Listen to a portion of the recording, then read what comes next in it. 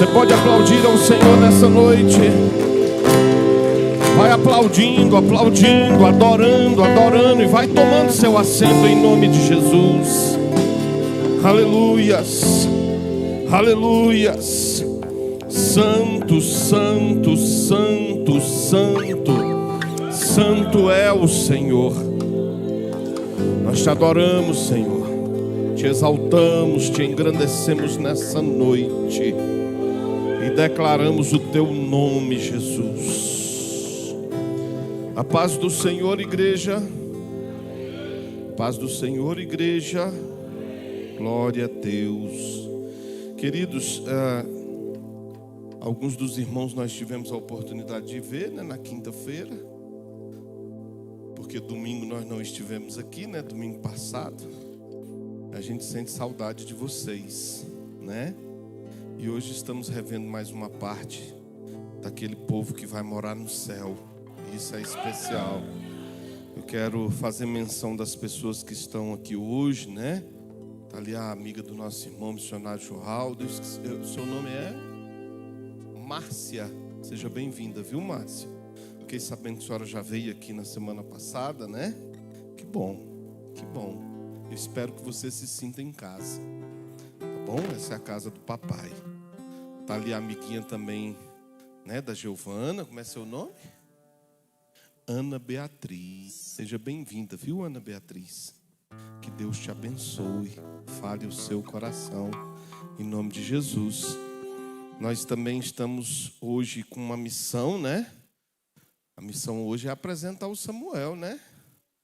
Quero convidar a nossa irmã Ellen, o Lucas, vem para cá. Lucas, traz o Samuel aqui, por favor. O Samuel é o mais novo membro desta igreja, né? Não é mais o mais novo não, né? Que agora a Radassa nasceu, né? E ocupou essa cadeira. Vem para cá, pastor João, por favor. Hoje nós vamos apresentar o Samuel ao Senhor. Como a igreja sabe, a igreja evangélica, nós não batizamos crianças, né? E nós não batizamos as crianças por conta de uma questão teológica, bíblica, né? O próprio Jesus, ele declara que as portas dos céus já estão abertas às crianças.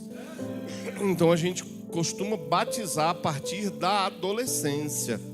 Quando a adolescente, o adolescente já tem consciência, né, de quem eles são, do que eles querem. E aí a gente faz um discipulado e o batismo. Quando é bebê, a gente apresenta ao Senhor, assim como o Senhor Jesus foi apresentado no templo. Então a gente segue essa doutrina bíblica, teológica, assim como Jesus nos ensinou. Ele fala assim, ó, sede meus imitadores. Então a gente faz como foi feito com Jesus. Tá bom? Vou pedir para a pastora segurar aqui. Fica de pé, queridos, por favor.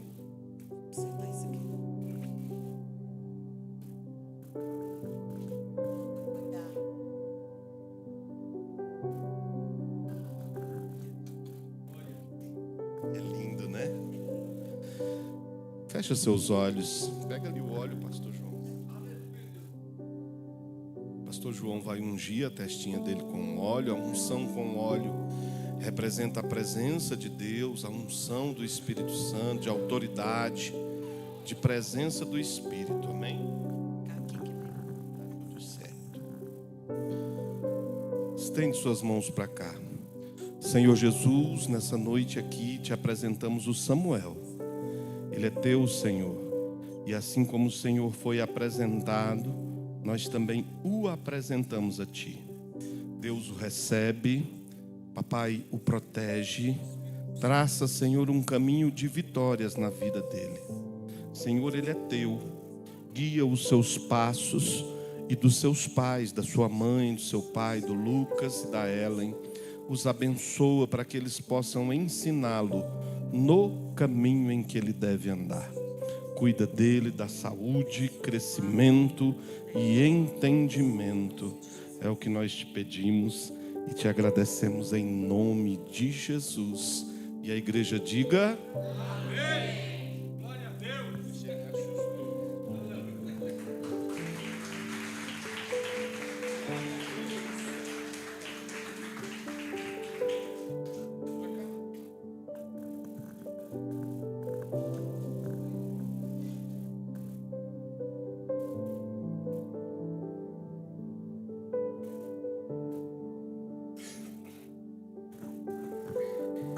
Pode sentar, igreja. Glória a Deus. Queridos, depois eu vou enviar para vocês, viu, Ellen? O certificado de apresentação deles, assim que o evangelista Wesley estiver de volta. Queridos,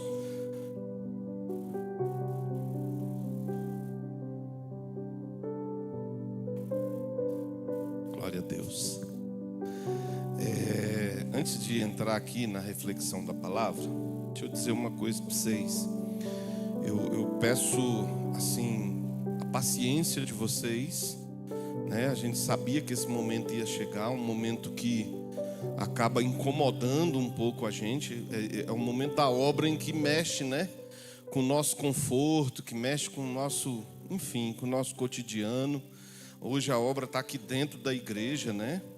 Mas às vezes a gente tem que dar um passo para trás para dar dois para frente. Às vezes é impossível você dar dois passos para frente sem você ter uma visão, né, geral do que realmente de onde realmente você quer chegar. Então eu espero que seja por pouco tempo. No sábado nós estaremos fazendo um mutirão aqui, que é para a gente colocar vamos tentar colocar toda a ferragem do telhado, né? Essa semana eu vou comprometer meu nome de novo, né? Eu vou ver se eu compro toda a parte de ferragem no cartão dividido. E aí já conversei com alguns irmãos da igreja que mexem com solda e tal, e a gente vai fazer as treliças, porque tá muito caro. Cada treliça é mais ou menos uns R$2.000, né, que é a estrutura básica do telhado. Então assim, a gente quer reduzir o custo disso. Então eu vou comprar o ferro e a gente vai começar a fazer aqui no sábado. Consegui um pedreiro para vir aqui ajudar a gente já a fazer esse reboco ali da parte de cima, para que a gente possa fechar essa parte do telhado do corredor o quanto antes, porque a ideia era, né, já levantar a parede acima do nível do telhado. E aí a gente acaba um pouco com a bagunça. Depois a gente vai ter que abrir o lado de cá do fundo para fazer essa parede aqui do fundo. Não tem como. O pastor Maico já queria abrir essa semana. Eu falei, não, vamos fechar de lá. Quando lá estiver fechado, a gente abre de cá, porque senão a gente não aguenta a bagunça, né? Então, eu quero que vocês tenham paciência e eu quero que vocês sejam perseverantes. Perseverem em fazer, em realizar aquilo que Deus tem colocado no seu coração. Eu penso que todos nós que estamos aqui nessa noite temos um compromisso com a obra de Deus, né? Nós temos um comprometimento com a obra de Deus.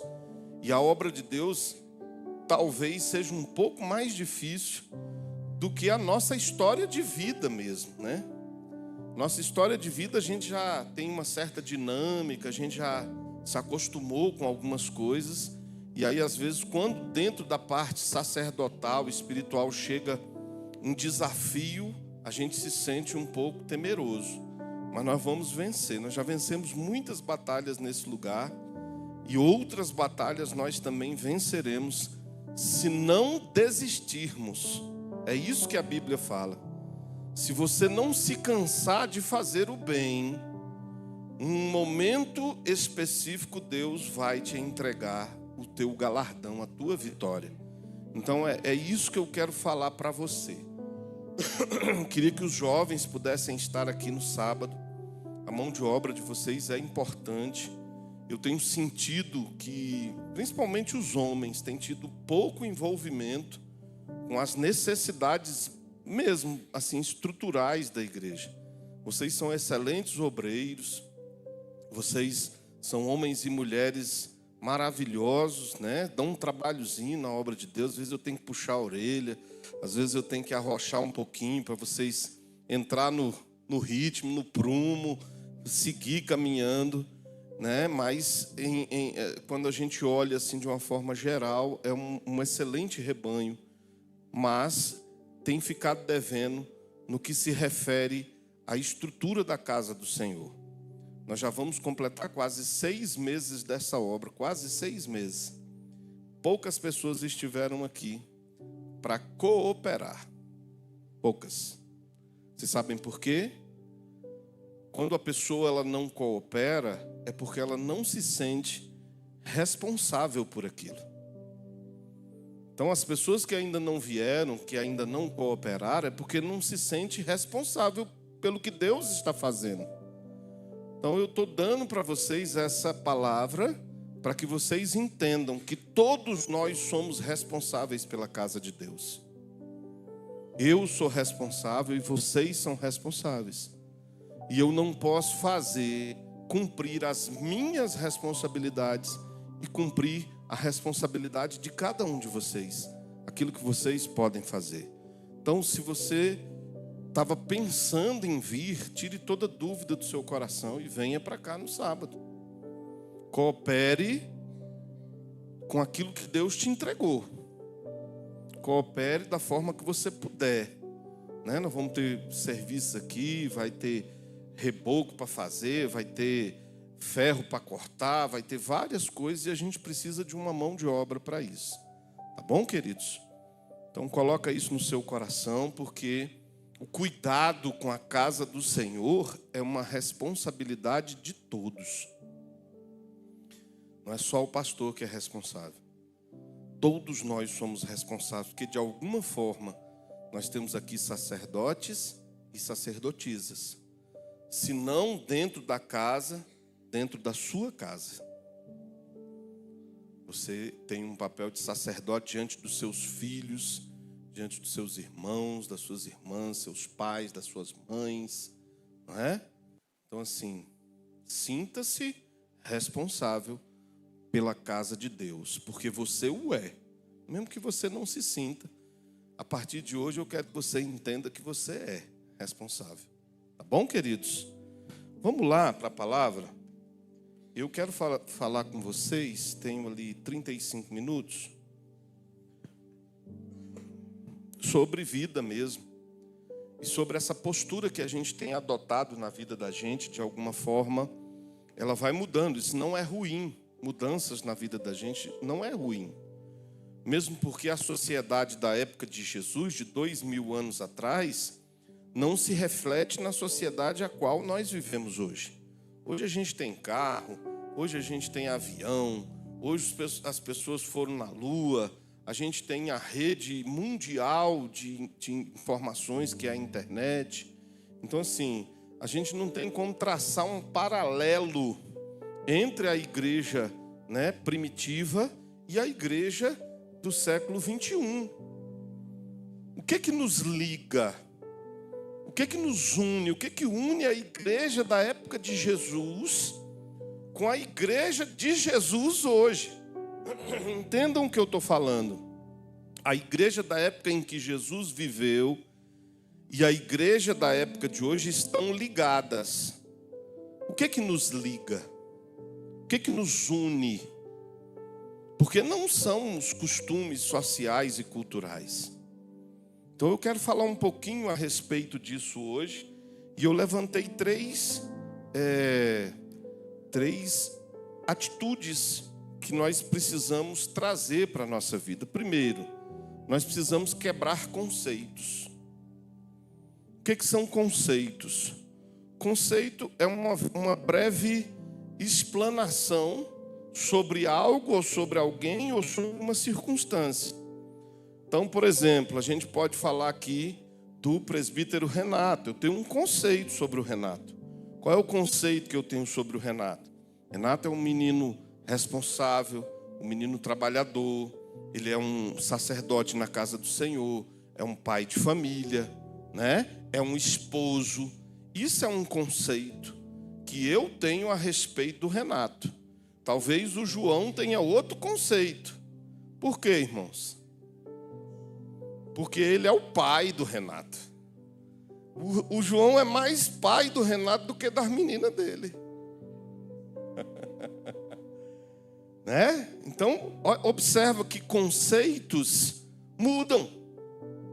De acordo com o quê? Com a perspectiva, com a visão. Então, eu posso ter um conceito que é relacionado a Renato, e o João pode ter outro conceito relacionado ao Renato, E eu vou além. A Catarina pode ter outro, que é a esposa. Porque a esposa conhece profundamente até aspectos que nós não conhecemos. Então, às vezes, a gente precisa quebrar conceitos que não são conceitos integrais. O que isso quer dizer? Às vezes a gente faz um conceito sobre a pessoa baseado naquilo que a gente sabe, nas informações que a gente tem. Mas nem sempre nós temos todas as informações. Vocês entendem? Nem sempre você tem todas as informações que são necessárias para que você forme um conceito sobre algo, sobre alguém ou sobre uma circunstância. Então a gente tem que entender que em alguns casos conceitos serão quebrados. Vocês querem entender para quê?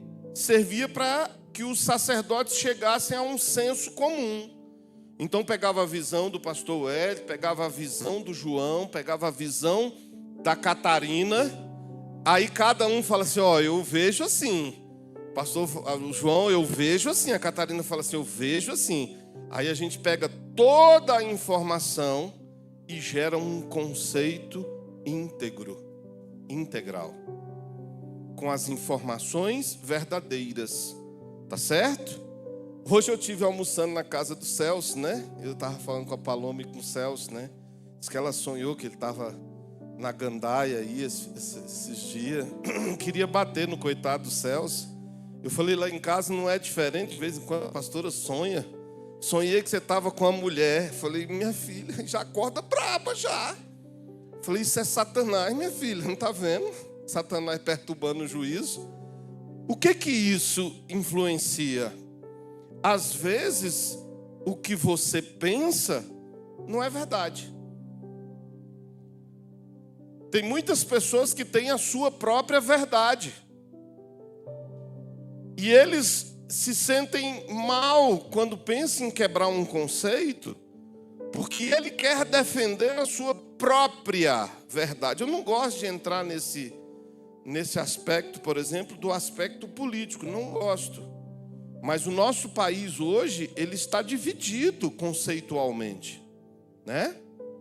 Ele está dividido conceitualmente. Nós temos um grupo que apoia o aborto, por exemplo, né? Nós temos um grupo hoje que apoia as drogas. Nós temos um grupo hoje que é contra a família. A família tradicional, né? Pai, mãe, filhos, filhas, são conceitos. E é difícil, irmãos, você fazer esse grupo entender que isso é errado. É muito difícil. Esses dias eu vi um vídeo, não é só no Brasil, em outros países. Esses dias eu vi um vídeo de uma médica defendendo essa questão do gênero, né? Falando que o homem pode ser mulher. E que a mulher pode ser homem.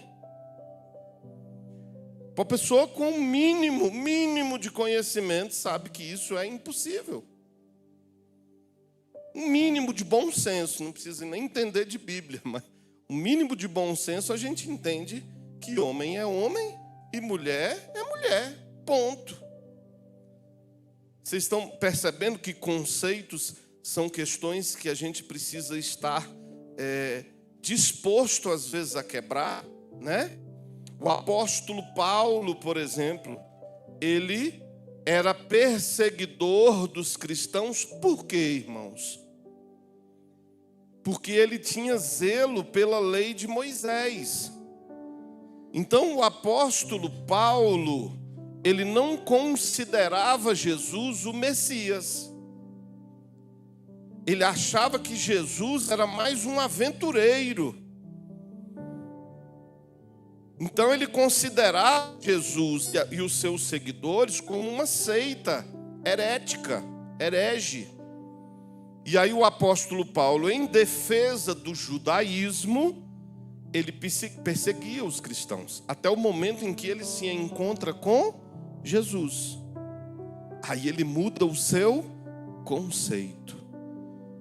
Então nós precisamos estar sujeitos, nós precisamos ter um coração que tenha a capacidade de mudar. Eu vou dizer isso para você por quê, irmãos? Porque se a gente não tiver a disposição, às vezes, de reconhecer que nós pensamos errado a vida inteira, olha Paulo, né? Um cara que era envolvido com os príncipes, era um embaixador do imperador, ele era um sacerdote, alto sacerdote, e ele larga tudo para seguir Jesus e para pregar sobre Jesus. Então, às vezes, quebrar conceitos significa mudanças radicais na forma como a gente olha a circunstância, a vida, a nossa fé. Quebrando conceitos. E aí, quando a gente consegue quebrar conceitos, nós conseguimos restaurar princípios. O que eu quero que vocês saiam daqui no coração de vocês hoje? Você precisa entender que ter princípio é mais importante do que defender um conceito. Por que, igreja? Por que, igreja? Porque princípios vêm de Deus e conceitos vêm do homem. Deus não erra, mas nós erramos. Então, observa, o que nos liga à igreja primitiva são os princípios que Jesus estabeleceu. São os princípios que o cristianismo estabeleceu para nós. Não é o que a direita fala, não é o que a esquerda fala, não é o que o Judas fala, nem é o que o Pedro fala, é o que o Jesus deixou. Então a palavra, o princípio da palavra de Deus é o elemento que liga a igreja primitiva à igreja do século 21. Mas para que eu possa estar ligado a esses princípios, eu preciso abrir mão de conceitos e aceitar e viver esses princípios na minha vida. Queria que vocês entendessem isso. Queria que você falasse assim, gente, realmente, todo mundo no meu tempo faz isso, mas eu não posso fazer. Todo mundo que me cerca no trabalho, na escola, na vizinhança, faz assim, todo mundo acha normal. Mas o princípio que Deus me ensinou não me permite viver assim.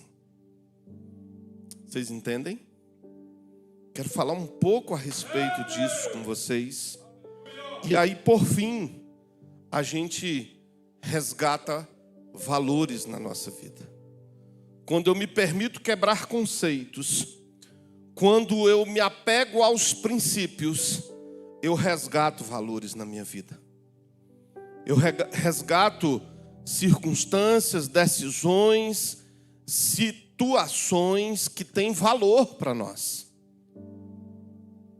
Eu uma vez tive uma conversa, assim, a gente sempre conversa sobre diversos assuntos, né, da nossa juventude, do começo da nossa vida, eu e a pastora. Uma vez nós viajamos para os Estados Unidos e ela falou, meu sonho era vir para os Estados Unidos ser faxineira, fazer faxina. Isso, pastora? Falei, minha filha, deixa eu dizer uma coisa para você. Ninguém sonha em ser da faxina. Ninguém sonha, não é um sonho que a criança tenha. Você está entendendo? Você sonhava já depois de adulta. Mas quando a criança nasce, ela não tem sonho de lavar louça, de lavar roupa, de passar pano no chão. Por que a gente adquire almeja essas questões, porque a situação aqui é tão difícil, tão ruim, que é melhor ser faxineiro nos Estados Unidos. Essa é a verdade. As pessoas vão para os Estados Unidos ser faxineiro, ser pedreiro, quebrar pedra, cortar grama, levar cachorro para passear. Não é porque é um sonho para a vida. É porque a pessoa vê naquela circunstância a oportunidade de viver melhor. E vive mesmo, porque lá é diferente. Lá a pessoa que faz faxina, eu tenho uma prima lá que é formada. Cadê a Ana Luísa? Tem uma prima lá que é formada em biomedicina. Faz o que lá? Faxina, minha prima. Vocês não fazem ideia do que é a casa dela, né, amor? A casa dela é linda. Casa de filme, pastor. Negócio assim, fantástico. Ela tem um carro dela, o marido tem um carro dele. Eles têm um carro de trabalhar. É assim, a típica família norte-americana. Não é carro caindo nos pedaços, não. Igual aqui não, gente. Primeira vez que nós estivemos nos Estados Unidos, a Luísa, depois de alguns dias, Luísa era pequenininha. Aí ela falou assim, pai, aqui não tem carro velho, não? Pequena, não tinha 10 anos, não. Foi em 2011. Que não tem carro velho, não? Eu falei, não tem não, filho. Quando fica velho, eles mandam para o Brasil.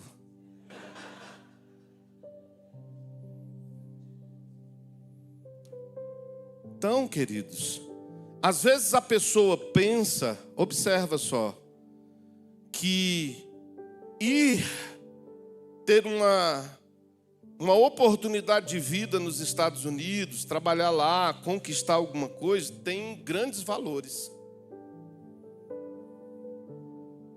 É bom? É. Mas tudo se vai com o tempo. Hoje nós sentamos ali na casa da Paloma, do Celso, e a gente estava vendo umas fotos antigas. Não é isso, Paloma? Paloma, rapaz, uns 30 quilos a menos. O Celso sempre foi gordo. Sempre.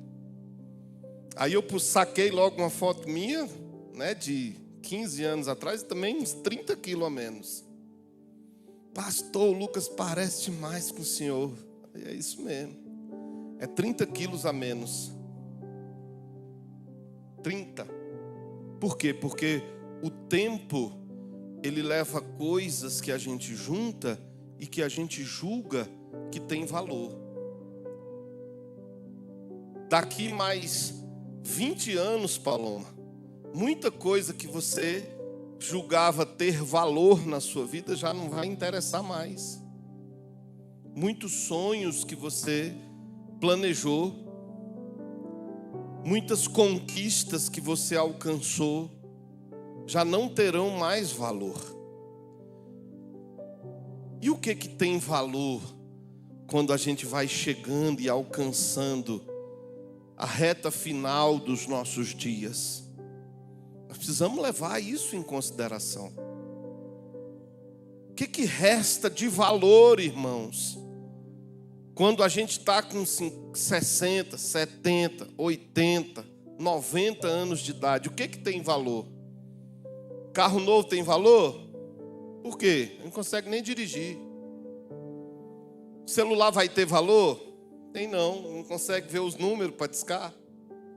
Ah, tá cego, já velho, cego, meio gagá. Qual é a expectativa de uma pessoa que está encerrando a sua carreira? É ir para o céu, pastor. É ter uma perspectiva de um corpo renovado. É ter a perspectiva de uma vida eterna. É ter a perspectiva de que as promessas de Cristo são verdadeiras. É ter a perspectiva de que nós precisamos viver princípios e não conceitos. É ter a perspectiva de que quem vai nos corrigir é o Senhor. Eu sempre falo isso na igreja, que nem tudo que é politicamente correto é teologicamente correto, irmãos. Às vezes o que a sociedade está vivendo como conceitos que são politicamente corretos, Deus condena. E aí eu escolho o quê? Eu escolho agradar as pessoas que me cercam, eu escolho ter as pessoas que estão ao meu lado no trabalho, na vizinhança, na escola, sorrindo para mim, ou Deus chancelando quem eu sou nesse tempo.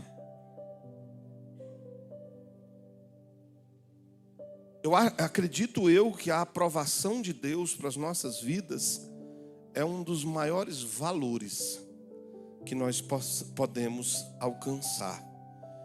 Então, quebrando conceitos, restaurando princípios, resgatando valores. É isso que nós precisamos sair daqui hoje, nesse domingo, primeiro dia da semana, entendendo. Queria ler um texto para vocês, que está no livro do profeta Malaquias, amém? Livro do profeta Malaquias, capítulo de número 3. Nós vamos ler o verso 6 e o verso 7. Podemos?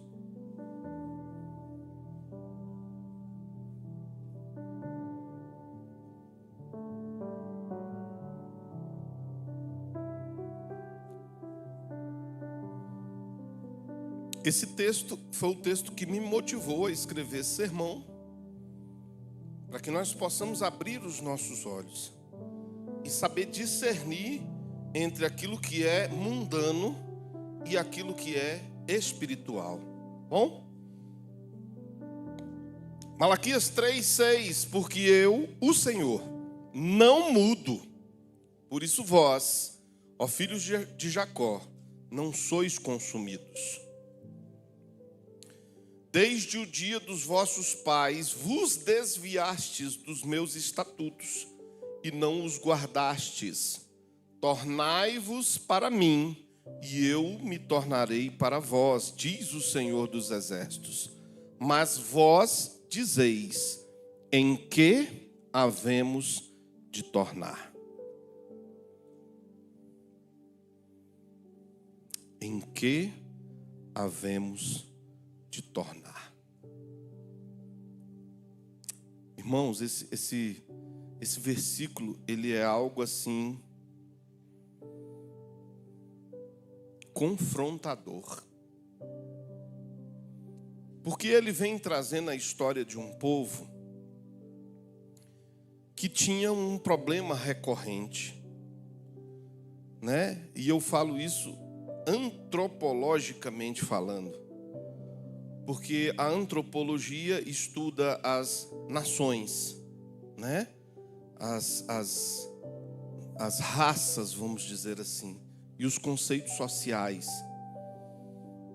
E a gente observa o povo de Israel, os judeus, os hebreus, os israelitas, e independente do nome que foi adotado no tempo específico, né?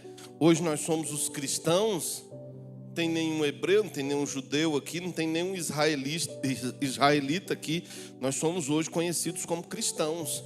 Então, independente do nome que foi adotado para esse povo, eles recorriam em um erro constantemente, que era o quê?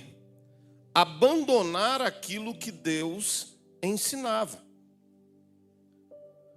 Então, quando o povo sai da terra do Egito, quando Deus resgata o povo da terra do Egito, Deus fala assim, ó, não se mistura com ninguém.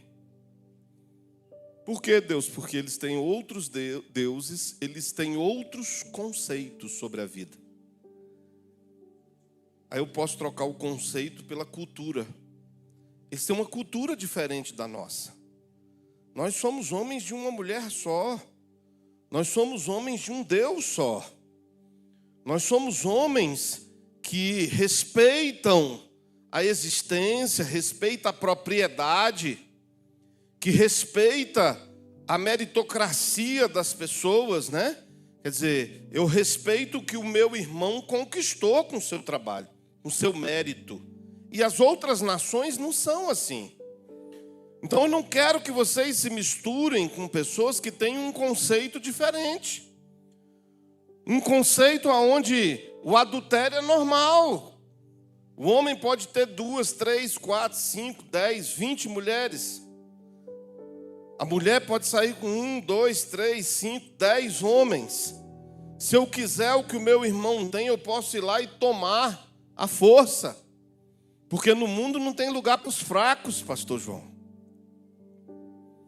Então, pessoal, não se mistura com esse povo, porque a cultura de vocês é diferente, sou eu que estou ensinando. E o que é que o povo fazia constantemente? Se misturava com povos de conceitos diferentes. O que tira a gente de dentro da igreja, irmãos? O que faz a gente parar de seguir os princípios, os mandamentos? O que faz a gente achar normal, por exemplo, mentir? O que faz? Conceitos sociais. Todo mundo mente. Então uma mentirinha não faz mal nenhum. Os conceitos sociais, eles vão se entranhando na nossa cultura, na nossa mente, no nosso coração. E eles vão retirando da nossa vida, da nossa história, os princípios de Deus. O que tem matar o filho no ventre da mãe? Não nasceu ainda. É assassinato, irmãos. Olha o que Deus fala. Eu já te conhecia desde o ventre da tua mãe. Deus já sabia quem era o Senhor, pastor João. Desde o dia que o Senhor foi gerado. Deus já sabia quem era eu, Deus já sabia quem era você. Qual é o direito que nós temos de tirar a vida de uma criança no ventre da sua mãe, se Deus já o conhece? Desde a sua concepção. Mas hoje é uma discussão simples para as pessoas. Não tem problema nenhum, porque não é um ser vivo. Conceitos. Mas a palavra do Senhor, o princípio do Senhor diz assim: não matarás. Não roubarás. Aí a gente ouve muito hoje o pessoal falando, né? Roubou, mas fez. Roubou, mas fez. Não estou falando de ninguém. Odeio. Roubou, mas fez. Quer dizer, roubar já não é mais um problema. Roubar já não é mais ruim. Roubar já não é mais uma questão que seja levada em consideração, Kennedy. Pode roubar, se você fizer, pode roubar.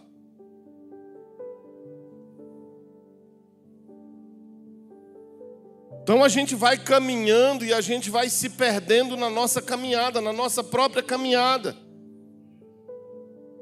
Eu vejo Jesus, lá em Mateus, acho que é capítulo 10, aonde ele envia os seus discípulos e ele fala assim: eu vou enviar vocês a buscar as ovelhas perdidas da casa de Israel. Ele não estava indo atrás de ninguém que era ímpio, não. Ele estava indo atrás dos crentes, que não estavam mais na casa do Pai. Eles estavam indo atrás, pastor, não era de quem não sabia, não, era de quem sabia. Era de quem conhecia os princípios. Era de quem sabia que matar era errado, que roubar era errado, que mentir era errado.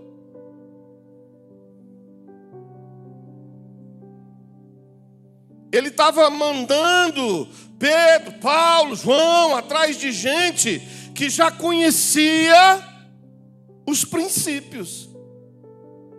Mas que talvez por causa de uma caminhada de experiências socioculturais se perderam durante o caminho. Eu quero dizer para você que se você se perdeu durante a sua caminhada, volte para Jesus. Volte para Jesus. Para de mentir. Para de roubar. Para de se prostituir. Para de adulterar. Para de enganar os outros. Porque honestidade é princípio de Deus. Caráter é princípio de Deus. Virtude é princípio de Deus. E a gente só alcança o que tem valor se nós mantivermos firmes na nossa vida os princípios de Deus. Irmãos, nós estamos vivendo um tempo onde a sexualização das crianças. Há 10 anos atrás, uma pessoa que a gente conhecia, que dizia que era crente, um dia falou assim: não, estou indo para uma pré-lua de mel com um noivo para ver se a gente vai dar certo para casar mesmo. Vocês imaginam um negócio desse?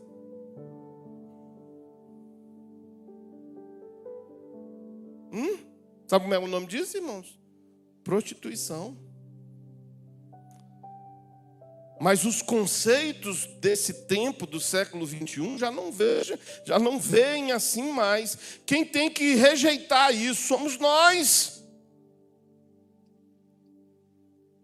Rejeitar essas questões somos nós. Eu quero ter filhos e filhas honestos, virtuosos. Mas eu não sou honesto e não sou virtuoso, eu engano os outros. Eu saio da igreja e fico falando mal da igreja. Há uns 20 anos, mais de 20 anos atrás, nós descobrimos isso, eu e a pastora Lucimar. Acho que o Lucas tinha uns 6 e a Luísa tinha uns 5. E um dia a gente veio da igreja, pois é, aquele irmão lá, tal, aquele irmão lá, não sei não. Aí a pastora já descendo a lenha e tal. Aí eu não sei se foi o Lucas ou se foi a Luísa. Falou assim: é mesmo, pai? Aí eu olhei para trás.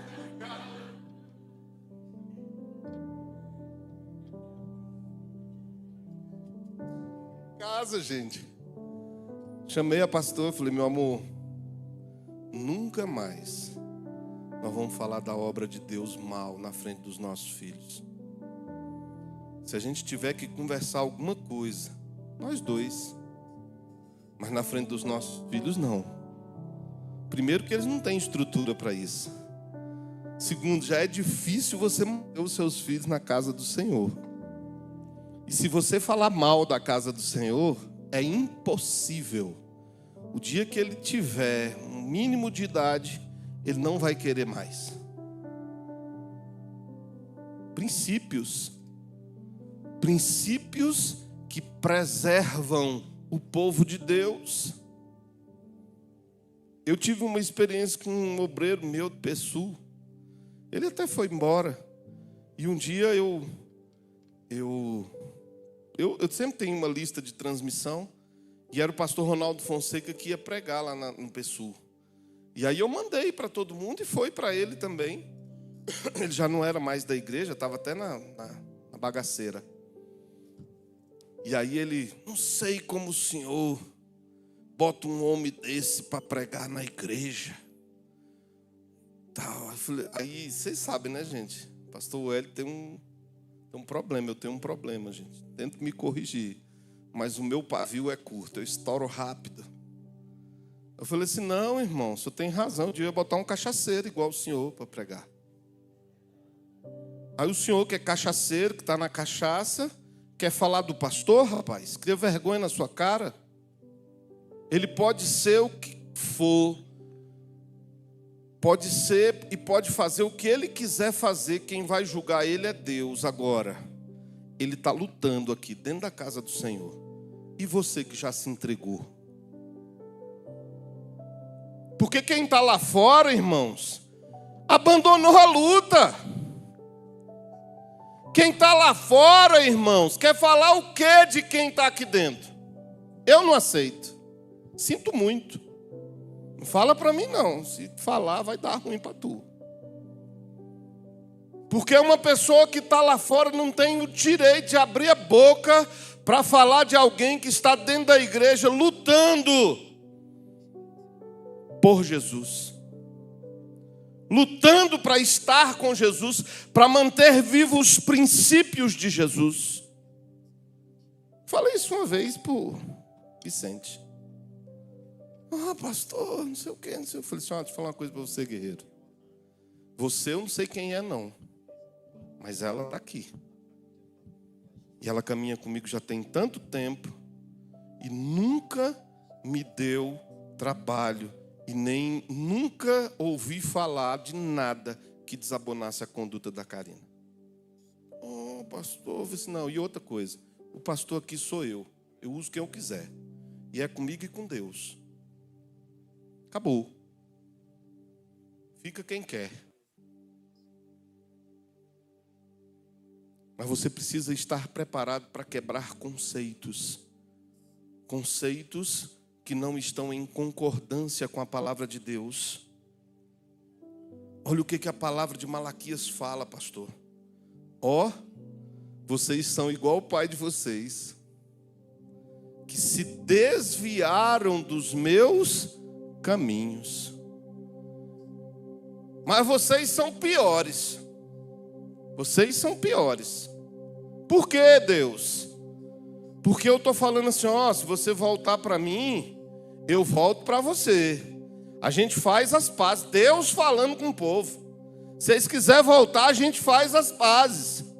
Mas em vez de vocês voltarem, vocês perguntam assim, voltar de onde? Nós nunca saímos de perto do Senhor?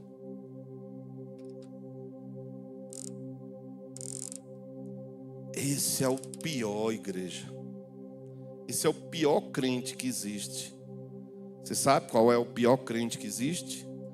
É o crente que está fazendo tudo errado e está convicto de que está fazendo certo. É o crente que faz tudo que ele não devia fazer, pastor. Fala assim, não, Deus está comigo. Que Deus está aqui, no meu coração. Está lá se prostituindo, Deus está comigo. Está lá roubando, Deus está comigo. Está lá bebendo, Deus está comigo. Está lá falando mal, murmurando, mas Deus está comigo. Aí Deus dá uma palavra de conserto. Fala assim, cara, se conserta, vamos fazer as pazes aqui. Aí a pessoa fala assim, não, Deus, eu nunca saí daqui não, ué. Foi o Senhor que se afastou. Ainda bota a culpa em Deus, pastor. Você precisa quebrar conceitos. Você precisa dar ouvidos mais aos princípios de Deus do que aos conceitos humanos. Deixa eu dizer uma coisa para vocês, irmãos. Deus não se afasta de nós. Nós é que nos afastamos de Deus. Eu vi um corte que teve do culto domingo passado. O pastor João falou um negócio interessante. Quando você orava nas madrugadas e você sentia a presença de Deus, e hoje você diz, Deus me abandonou. Mas eu quero que você saiba que Deus continua no mesmo lugar. Naquele lugar que você deixou Ele às 3 horas da manhã, naquele momento de intimidade, naquele momento de comunhão, Ele ainda está lá te esperando. Ele não te abandonou. Foi você que deixou de buscá-lo. Quebre conceitos na sua vida, meus irmãos. Ouça o que Deus está dizendo. Ele diz assim, volta para mim, volta para o Pai. Vem para o papai, vem para o papai. Papai vai te receber. Papai vai te dar roupa nova, vai mandar te dar um banho bom com sangue de Cristo. Vai botar sandálias nos seus pés. Papai vai mandar matar um cordeiro cevado para fazer uma festa, porque você está voltando para casa. O papai sempre vai te receber, mas esteja pronto de parar de falar e de fazer o que homens querem que você fale ou que você faça. Comece a dar valor aos princípios que Deus tem te ensinado.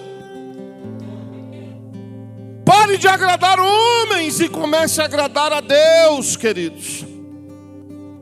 Pare de fazer por homens e comece a fazer por Deus, queridos.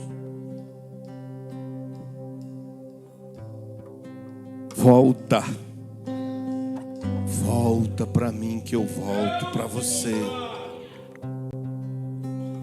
Volta. E o primeiro passo é reconhecer que quem trilhou um caminho para longe do Senhor foi você.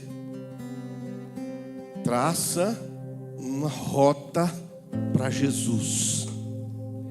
Assim, Jesus, eu quero a cada dia estar um passo mais próximo de Ti. Jesus, eu quero a cada dia fazer algo que agrade o seu coração. Jesus,